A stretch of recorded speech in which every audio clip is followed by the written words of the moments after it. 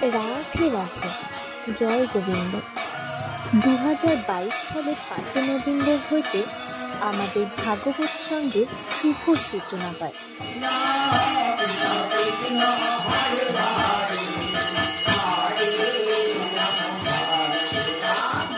এখানে প্রত্যেক সন্ধ্যা 7টা হইতে ধর্মীয় গান বাজনা ও ভাগবত পাঠ এবং পূজা আরতি অনুষ্ঠিত হয়। এছাড়া প্রত্যেক পূর্ণিমার মধ্যাহ্নে মহাপ্রভুর ভোগ হয়। এই সহিত অনুষ্ঠানে সকল সনাতন ধর্মের ভক্তবৃন্দদের আমাদের ভাগবত সঙ্গে আসার জন্য আমন্ত্রণ রইল। আমাদের ঠিকানা 27 নম্বর ওয়ার্ড, দেবীনগর, রায়গঞ্জ, উত্তর দিনাজপুর। রাধে রাধে।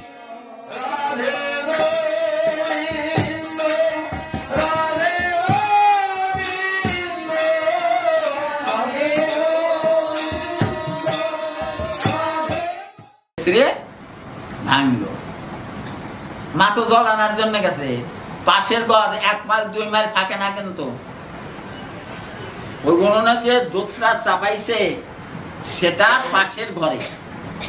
যদি শুধু দুধটা রক্ষা করেই আসে তাহলে কৃষ্ণ এই কাজ করে না, কৃষ্ণের তো মনে আনন্দই খুব।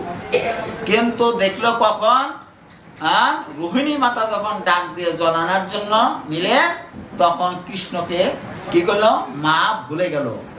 তাই আমি জল আনার জন্য ডাক দিল, তাই কৃষ্ণকে তো বলে আসতে হইব, কৃষ্ণ দুধের মধ্যে পড়বে কিংবা দুধি ভাণ্ড নষ্ট হতে পারে, এই চিন্তা না করে রোহিণী মাতা যখন ডাক দিছে তখন জল আনার জন্য চলে গেছে। এইবার কৃষ্ণের রাগ হলো। কৃষ্ণের রাগ হলো কি, সংসারে কাজ করো তুমি, তা তো দুঃখ নাই, কৃষ্ণকে ভুলে কেন সংসারের কাজ। এইবার রাগ হয়ে ওই যে দধি ভাণ্ড সব ভাঙল। কিছুক্ষণ পরেই তার স্মরণ হচ্ছে, হায় হায়, আমি তো উনুনে চাপানো দুধ রক্ষা করে এলাম, দধি ভাণ্ড কি করে দেখলাম, কোথায় আমার গোপাল, আমার গোপাল কোথায়? যেই মাত্র কৃষ্ণকে স্মরণ করছে গোপাল কোথায়, ঘরে এসেই দেখে কি দধি ভাণ্ড ভাঙল। ওই উনুনে দুধ চাপানোর জন্য কৃষ্ণের রাগ হয় নাই। রাগ হলো কখন, কৃষ্ণকে ভুলে যখন সংসার কাজে নিয়ে যেত। এইবার এই কাজটা কে করেছে, মা সহজেই ধরতে পারলেন, বুঝতে পারলেন এই কাজটা গোপালের কাজ। গোপাল কোথায় গেল? গোপাল ভয়ে ঘরের কোণে থরথর কম্পন, মায়ের ভয়ে। দেখুন মায়ের ভয় কত, অনাদির আদি কৃষ্ণ বিশ্ব ব্রহ্মাণ্ডের মালিক, সে মায়ের শাসনের ভয়ে কম্পন কাঁপিতেছে। মা জ্যোষ্ঠীটা হাতে ধরেছে, কিন্তু পুত্রের প্রতি লক্ষ্য করে তার মায়া হলো, বাৎসল্য প্রেম। তো দেখে কৃষ্ণ থরথর কম্পন করছে, লাঠিটা ছেড়ে দিল। কৃষ্ণকে ধরা অত সহজ? হরে কৃষ্ণ, কৃষ্ণকে ধরা অত সহজ নয়। কৃষ্ণকে ধরার জন্য ছিলেন, কৃষ্ণকে ধরতে পারলেন না। যখন তিনি আত্মনিবেদন করলেন, আমি গোপালকে ধরতে পারলাম না, কারণটা কি, আমি গোপালকে ধরতে পারলাম না। যখন দেখলো আমি গোপালকে ধরতে পারলাম না, তখনই গোপালের করুণা হল, গোপালকে ধরা দিল। আর কৃষ্ণকে খুশ করতে তার কি দেরি হলো, কি বুঝতে দেরি হলো। কৃষ্ণের পদচিহ্ন হলো 42টা, 42টা পদচিহ্ন মায়ের জানা আছে কৃষ্ণের। ধ্বজবজং প্রশ্লাকা, ওই যে দধি পড়ছে মেজতে, ওই দধির উপরে পা দিছে, পা দিলে পরে পায়ের চরণের ছাপ দেখায় কৃষ্ণকে আরো খুশ করা অতি সহজ হলো। খুশ করে পেল, কিন্তু দেখে কি কৃষ্ণ কম্পন, ভয়ে কম্পন। জ্যোষ্ঠীটা ফেলে কৃষ্ণকে ধরা যায় না। জগতে কৃষ্ণকে ধরার মতো ক্ষমতা কার আছে? ধরে রাখার জন্য যখন আত্মনিবেদন করলো, আমি কৃষ্ণকে ধরতে পারলাম না। তখন কৃষ্ণ কি করলো? ধরা দিল। তখনই কৃষ্ণ ধরা দিল। ধরা দেওয়ার পরে এইবার কৃষ্ণকে নিয়ে আসলো, নিয়ে এসে শাসন করব। শাসন করব কিভাবে? বেঁধে। কোথায়ও কিছু পাই না, কি দিয়ে তাকে বাঁধবো? হাত বাঁধবো কি দিয়ে, পা বাঁধবো কি করে, পেটি বা কি করে বাঁধন বাঁধবো? কিন্তু কোনো কিছুই পায় না। তিনি চিন্তা করলেন, আমার মাথায় আগের দিনে, এখন খুব কম, আগের দিনে বেনি তৈরি করতো, তার সাথে ফিতা রাখতো, কালো ফিতা নাহলে লাল ফিতা।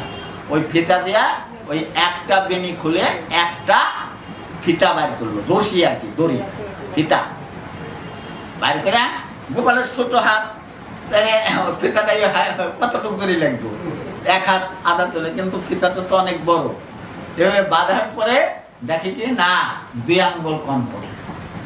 তখন তার আর একটা বেনি আছে, আর একটা বেনির থেকে খুললো, খোলার পরে ওটার সাথে সংযুক্ত করলো, সংযুক্ত করে এবারও কে? এবারও 2 আঙ্গুল কম। এইবার খুব চিন্তা করছে গোপালকে, তাহলে কিভাবে বাধা যায়? এই চিন্তা করিতেছে যখন, তখন প্রতিনিয়ত ব্রজ গোপীরা ওই কৃষ্ণকে দেখার জন্য এবং কৃষ্ণের মা যশোদার কৃষ্ণ গুণাকীর্তন শ্রবণ করার জন্য প্রতিদিন তারা ওই নন্দালয়ে আগমন করে। আজ তারা দলে দলে সকলেই এসেছেন। দেখেন মা আজ কে, তার বদনটা মলেন, কৃষ্ণকে শাসন করার জন্য খুব ব্যতিব্যস্ততা আছে, ব্যতিব্যস্ততা আছে। ব্রজবাসীরা বললেন, গোপীরা বললেন, হে মা, তোমার বদন আজ মলিন কেন? প্রতিদিন আমরা কৃষ্ণ গুণকীর্তন তোমার বদন হইতে শ্রবণ করি, আজ কেন তোমার মনটা মলিন, বদনটা মলিন? মা বললেন, কৃষ্ণকে আজ শাসন করি। কে? তোমার কৃষ্ণ কি করেছে? সব বর্ণনা বললেন, দধিমাণ্ড ভেঙ্গে সব নষ্ট করছে। বৃন্দাবনবাসীরা, ব্রজবাসীরা, গোপীরা নিজেদের কথা বললেন না, মনে মনে বললেন, আমাদের ঘরে প্রতিদিন এই কৃষ্ণ এই কর্মটা করে, আমরা কোনোদিনও রাগ করি না, আর একদিনেই এত রাগ। আচ্ছা আচ্ছা, মায়ের শাসন করো, কোনো কথা নেই। এখন মায়েরকে কাজে সাহায্য করার জন্য চেষ্টা নিলেন খুব। বলেন, এই কৃষ্ণকে বাঁধো। দড়ির অভাব আছে নাকি? নন্দ মহারাজের 9 লক্ষ ধনু, আমাদেরও আছে অনেক। এতেও যদি না হয় তাহলে আমরা জোগাড় করে দিব। হরে কৃষ্ণ। এইবার 9 লক্ষের ধনুর দ্বারা গোপালকে বাঁধিতে লাগিল। একটা আগায় আর একটা 2 আঙ্গুল কম। এইরকম একটার সাথে সংযুক্ত করতে করতে 9 লক্ষ ধেনু সংযুক্ত করার পরও 2 আঙ্গুল কম করল। লক্ষ্য ছিলেন তো, এক এক করে গণনা করলে 100, 10তে 1000, 1 লক্ষ না 1000, 100,000-এ 1 লক্ষ। এরকম কয় লক্ষ ধরি? হ্যাঁ, এরকম ঘরের কয় গর্ব, এরকম ঘরে কয় গর্ব? 9 লক্ষ দেন। তখন গোপালের বয়স কত? 3.5 বৎসর। হাত তো চিকন ছিল। 3.5 বৎসর নয় 5 বৎসরও হইল। এইরকম 3 ঘর দড়ি যদি আইনা গোপালকে পেঁচাইতে হয়, গোপাল বাঁচবো তো? গোপালের দম থাকবো তো? আর কতক্ষণ সময় বইরা বললো? 1 মাস বইরা না 1 বছর বইরা না 3 বছর বইরা না 7 দিন বইরা? ওই যে একটার পর একটা সংযুক্ত করে গোপালকে যে বাঁধলো কতদিন বইরা? নবলক্ষ ধেনু দ্বারা গোপালকে বাধা, একটার সাথে আর একটা সংযুক্ত করে নবলক্ষ ধেনু। আজকের কথা না, এইরকম 3-4টা ঘরের সমান দড়ি ভর্তি, তাই 1 সেকেন্ডের মধ্যেই বাঁধা হয়। জয় নেতাই হরে কৃষ্ণ।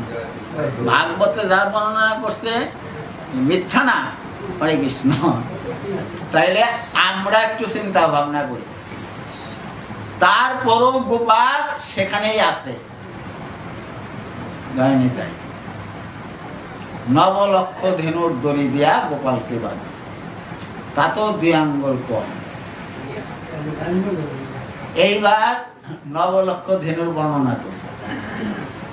গোপালকে বাঁধার জন্য যথেষ্ট চেষ্টা নিলেন, গোপীরা তাকে সাহায্য সহায়তা করলেন, কিন্তু এইবার নবলক্ষ ধেনুর দড়ি সম্বন্ধে আপনারা আপনাদের কথাটা আপনাদের মাঝে পরিবেশন করতে আমার অনেক ভুল ত্রুটি হবে, সেগুলো ক্ষমা সুন্দর দৃষ্টিতে দেখবেন। এইরকম কৃষ্ণকে বাঁধার জন্য এদিক সেদিক তাকাতাকি করছে, কিভাবে গোপালকে বাঁধা যায়। দেখেন ঘরে নতুন একটি দড়ি গোছানো আছে, মায়ের এবং ব্রজগোপীদের নজরে ওই দড়িটা পড়ল। নব মানে নতুন, লক্ষ্য পড়ল ওই নতুন দড়ির প্রতি। ওই দড়িটা আনলো, ওই দড়িটা আনার পরও 2 আঙ্গুল কম পড়ল। আর একটা দড়ি, একটা নব মানে নতুন, ওই নতুন দড়ির প্রতি ওই নবলক্ষ ধেনুর দড়ি আইনা গোপালকে পেঁচাই নাই। বুঝছেন? নবলক্ষ ধেনুর দড়ি আইনা বোঝায় নাই।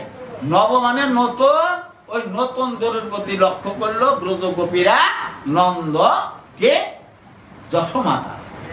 এইবার নন্দরা আরে যশোমতী আনে নাই, ওই ব্রজগোপীরা ওই দড়িটা আইনা দিল। ওই গোপালকে বাঁধো মা, হরে কৃষ্ণ। কিভাবে? শাস্তি একে দোয়ারি দরকার। বললেন এইবার মায়ের দয়া হলো, তোরা তো বলো শাস্তি দেওয়ার দরকার, কিসের জন্য? বলে আমাদের গৃহে কত দধিভাণ্ড ভেঙে ফেলে তুমি জানো? হরে কৃষ্ণ। মাখন, দধি, ঘি তো নষ্ট করে। বলে শোন, তোদের ঘরে 10 কেজি, তখন তো কেজি ছিল না, হরে কৃষ্ণ, কেজি আছে। আমার নবলক্ষ ধেনুর দুগ্ধ আছে, তোদের 10 কেজি যদি নষ্ট করে আমি তোদের 20 কেজি দিয়ে দেব।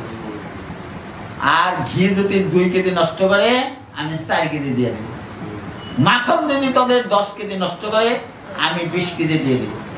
তোরা এই কথা বলিস না, হরে কৃষ্ণ। ওই যে 2 আঙ্গুল বাঁধার পরে, কিন্তু 2 আঙ্গুল পর তখন অধরে ক্রন্দন করতে লাগলো। বলল কি, আমার গোপালকে আমি বাঁধিতে পারিলাম না।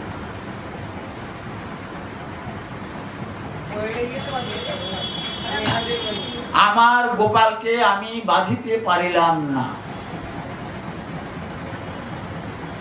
একদিকে মায়ের ভয় হলো, কারণটা কি? অন্যদিকে কি করলেন? আত্মনিবেদন করলেন, আমি গোপালকে বাঁধিতে পারিলাম না।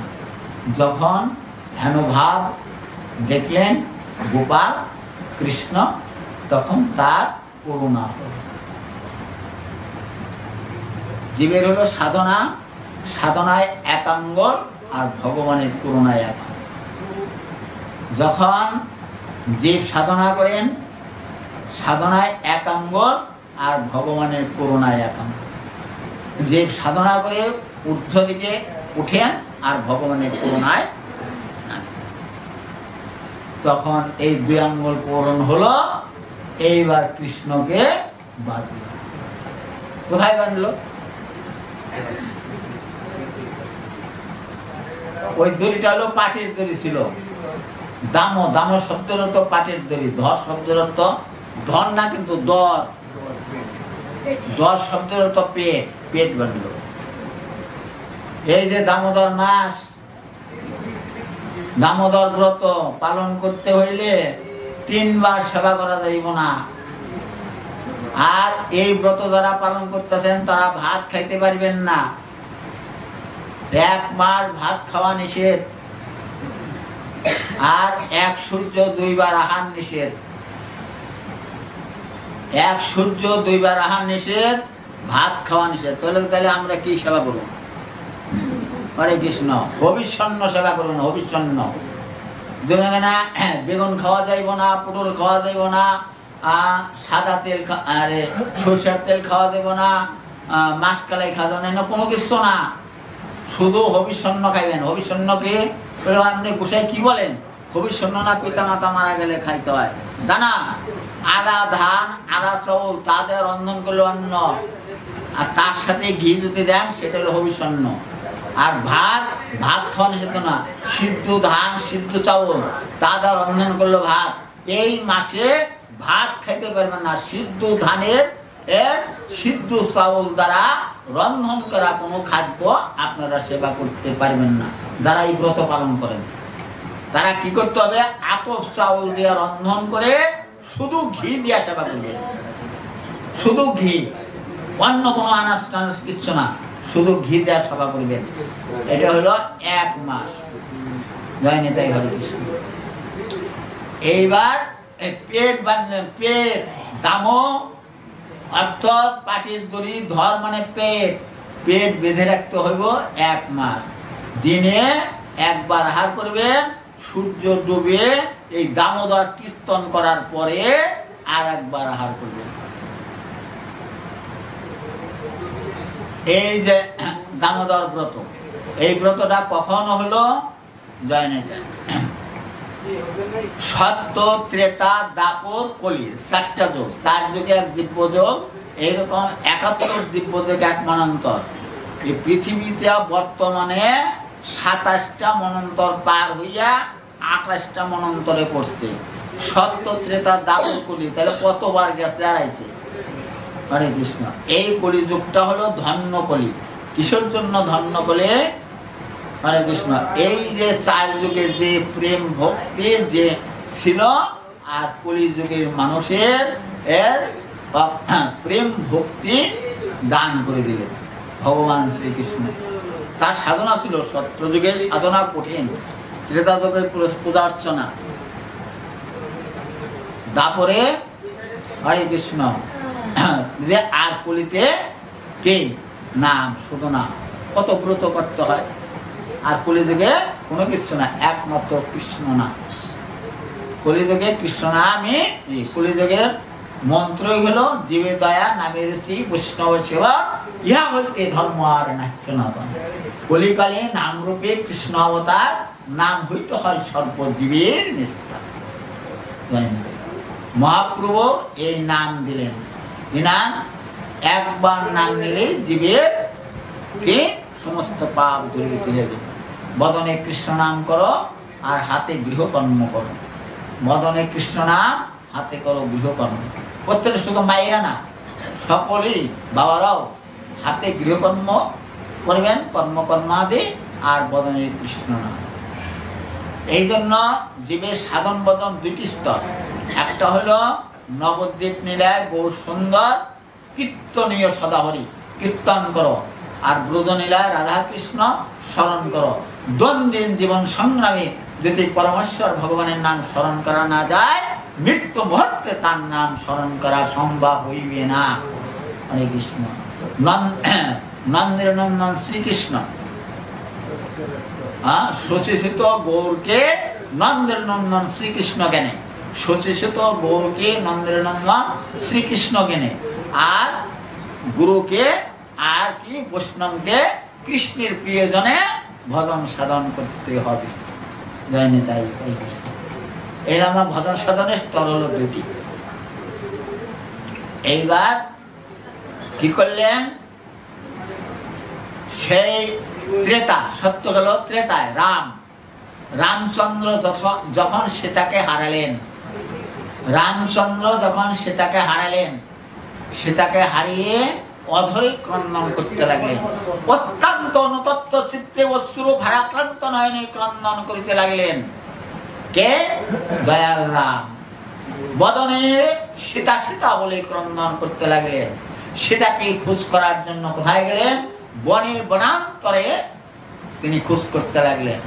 তৎকালীন সময় মুনি ঋষিরা ধ্যান করতেন, সাধনা করতেন নির্জন কাননে, অর্থাৎ বনে বসে, মনের কাননে। আমাদের সাধনা মনের কোণে, ঘরের কোণে, অরণ্যের মধ্যে আমাদের সাধনা করার নিয়ম। মনের কোণেও সাধনা করা যায়, মনের কোণে, ঘরের কোণে, হরে কৃষ্ণ, আর বনে। এইবার রামচন্দ্র সেই সীতা খোঁজ করার জন্য অরণ্যে প্রবেশ করলেন। তখন মুনি ঋষিরা দেখলেন আজ বোধহয় আমাদের প্রভুর কৃপা হল, কারণ যে বনটার মধ্যে রামচন্দ্র প্রবেশ করলেন বন আলোকিত হয়ে গেল। মুনি ঋষিরা বললেন প্রভুর কৃপা হলো। আলোর জ্যোতিশক্তি কোথার থেকে আসে? ওই আলোর জ্যোতিশক্তি ধরে কান থেকে রওনা দিলেন। দেখেন দয়াল রাম অধরে ক্রন্দন করিতেছে। নিকটে যে উপস্থিত হলেন, বলেন হে রাম, হে অনাদের আদি গোবিন্দ, আপনি সারা বিশ্বের মালিক, তথাপিও সামান্য নারীর জন্য ক্রন্দন করিতেছেন। আমরা আগত জনম নারী করে জন্ম চাই। তখন দয়াল রাম মণিদের মস্তকে হস্তখান বুলিয়ে বললেন কি তথাস্তু। এই যে গুরু কৃপা 4 প্রকার মনে রাখবেন, বেশিও না কমও না। পশ্চাৎ দ্বারা গুরু কৃপা, স্মরণ দ্বারা গুরু কৃপা, দৃষ্টির দ্বারা গুরু কৃপা, আর গুরুর বাক্যে গুরু কৃপা। পশ্চাৎ দ্বারা গুরু কৃপা কেমন? পাখি তো সবাই চিনেন, পাখি বাস করে কোথায়? তার নিজ বাসায়। মানুষ যেমন নিজ দেশকে সবচেয়ে বেশি ভালোবাসে, পাখি তার নিজ বাসাকে সবচেয়ে বেশি ভালোবাসে। সে বাসায় ডিম দেয়, ডিম দেওয়ার পরে ওই ডিমের উপর বসে থাকে, তাপ দিতে থাকে।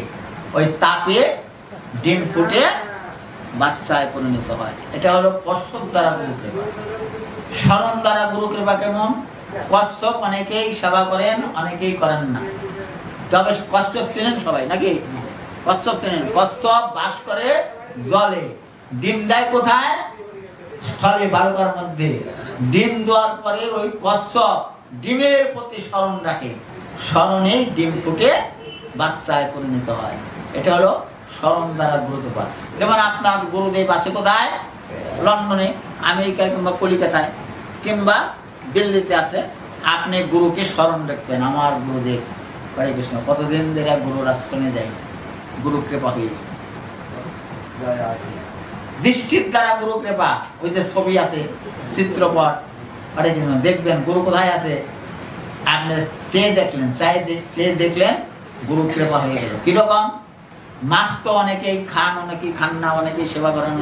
মাছ কোনোদিন সেবা হয় না, মাছ খাওয়া হয় নাহলে আহার। মাছ কোনোদিনও সেবায় লাগে না। সেই মাছ কোথায় বাস করে? জলে বাস করে। ডিম দেয় কোথায়? জলে ডিম দেয়। ডিম দেওয়ার পরে ওই মাছ ওই ডিমের দিকে এক নজরে চেয়ে থাকে। ওই দৃষ্টিতে ওই মাছের ডিম ফুটে পোনায় পরিণত হয়, পোনায় পরিণত হয়। আর তখন ওই দুটি মাছ পোনার চতুর্দিকে ঘুরতে থাকবে। এই মাছের যদি দৃষ্টি পলক থাকতো তাহলে বিশ্ব ব্রহ্মাণ্ডের মাছ সৃষ্টি হইত না। দেখবেন মাছের কোনো পলক নেই। এই দৃষ্টিতে গুরুর কৃপা। এটা হলো গুরুর কৃপা। কিসে? দৃষ্টিতে চেয়ে থেকে দর্শন করলেন, তাতেই গুরু কৃপা। আর শব্দ দ্বারা গুরু কৃপা কেমন? আমরা অনেক গান কীর্তন শুনি, অনেক বক্তার বক্তৃতা শুনি, কিন্তু দেখবেন সবগুলা কীর্তনে, সবগুলা গানে আমাদের হৃদয় কি আনন্দে ভরে ওঠে না। এমন একটা কীর্তন, এমন একটা গানে হঠাৎ করে মনটা আনন্দে পরিপূর্ণ হয়ে যায়। হরে কৃষ্ণ। এইরকম শব্দে শব্দকে শব্দের দ্বারা করবে গুরুর কথায়, গুরুর বাক্যে শিষ্যর পূর্ণ জ্ঞান আনন্দ হয়, পূর্ণ জ্ঞান হয়। যেমন তিতির পাখি আকাশে বাস করে, আকাশেই ডিম দেয়, শূন্যের মধ্যে ডিম দেয় না, বাসায় বাসায় ডিম দেয় না, ওই শূন্যে ডিম দেয়। ডিম দেওয়ার পরে ডিমের চতুর্দিকে ভীষণ শব্দ করে ঘুরতে থাকে, ওই শব্দে ডিম ফুইটা মাটিতে পড়ার আগেই বাচ্চা আবার শব্দের দ্বারা করবে। তাহলে রামচন্দ্র কি করলো, ওই মণিদের মস্তকে হস্তখান বলিয়া বললেন তথাস্থিত। এই যে গুরু কৃপা হয়ে গেল। তখন বলল কে, হে গোপীগণ, আরে হে ঋষিগণ, তোমাদের মনোবাসনা পূর্ণ করবো কে, আগামী কে, আমি যখন নন্দস্বত হরি হব, তোমরা যখন গোপে, তখন তোমাদের মনোবাসনা পূর্ণ। আজ সেই দিন, সেই যুগ, সেই তিথি, সেই মাস। ব্রজগোপীরা বললেন, আমি খুব সংক্ষেপে আনলাম, ব্রজগোপীরা বললেন, হে অনাদের আদি গোবিন্দ, যা তো স্বর্ণীয় হতো, যেমন গান্ধারে কয় জন্মের খবর বলতে পারতো, 50 নাকি 50 জন্মের খবর বলতে পারতো। এইবার গোপীরা বললেন কে, বলে হে গোবিন্দ, আমাদের মনোবাসনা পূর্ণ করো। প্রভু বললেন কি, হ্যাঁ তোমাদের মনোবাসনা পূর্ণ করব। 1 মাস তোমরা কি করো, এই যমুনার তীরে কাত্যায়নী অঙ্কন করো, বালকা দিয়ে অঙ্কন করে তার সাধনা করতে থাকো, কিন্তু এই 1 মাস ভাত সেবা করতে পারিবে না। কি, এই যে ভবিষ্যন্ন, এই 1 মাস ভবিষ্যন্ন, হবি মানে ঘি আর অন্ন, আলা ধান আলা চাউল, তাদের রন্ধন করলে হলো অন্ন, সেটা হলো প্রসাদ। আর সিদ্ধ ধান সিদ্ধ চাউল তাদের রন্ধন করলে ভাত, ভাত জীবনও প্রসাদ হইব না। ভাতের মধ্যে ঘি দেন, যা ইচ্ছা তাই দেন, কোনো দিনও না। আর অন্নের মধ্যে ঘি যদি স্পর্শ করেন, তাইলেই প্রসাদে পরিণত হইবে। তো গোপীরা তাই করলেন, প্রত্যেক দিন কি করেন, প্রত্যেক দিন যমুনায় আর বালকা দিয়ে কাত্যায়নী অঙ্কন করে তার সাধনা করতে লাগলেন। বালকা দিয়ে এরকম ফুল, হরে কৃষ্ণ, ফুল দিয়ে, এরা দেখেন তো ফুল টুল দিয়ে করে নাই, কি করছে তারা, যেমন আমাদের আছে কে বৃক্ষে পাতা দিল, তুলসী, তুলসী পত্র, আর বৃক্ষের পুষ্প বৃক্ষ পুষ্প দিল, হরে কৃষ্ণ, গঙ্গা জল, তাই না, আর ফলবান বৃক্ষের ফল, এতে আমরা পূজা করি। কিন্তু এটাও যদি আমরা না পাই, তো ভগবান কি বললেন, বলে না, ফল টল যদি না থাকো, গঙ্গা জল আর তুলসী পত্র দিলে। এখন দেখা গেল এটারও অভাব হয়, চৈত্র মাসে তুলসী পত্রে পাওয়া যায় না। আবার ওই ভক্ত যদি মরুভূমিতে বাস করে, জলের অভাব, তখন কি বললো, বলে না, এই জল না, তোমার যে অফ্রন্ত জল আছে, সেই জল দিয়ে তুমি কি করো, কি দিয়ে মন তুলসী নয়ন জল ভক্তি সম্মান প্রেম ফল। তাই আমাদের শাস্ত্রে আছে, হয় না কব কৃষ্ণ সেবা দিয়ে গাছের ফল, কৃষ্ণ কিনে খাই সামান্য পদ্মা নদীর জল, খায় না কৃষ্ণ মাখন ছানা, খায় না তপ চাল, মহাপ্রভুর সেবা হয় না দিয়া ভাতার ডাল, তার পূজা হয় না গাছের ফুলে আর তুলসী পাতায়, কৃষ্ণ কব হয় না সতী চন্দন মাখলে গায়, তার বাদ্য হয় না আশার ঘন্টায়, না থাকলে ভক্তিবল, সত্যের স্বতন্ত্রতায় পূজন তাপরে ভজন, ভজন ছাড়া মিলবে না শ্রীনন্দের নন্দন। তাহলে আমরা তো মহাপ্রভুর প্রসাদ কে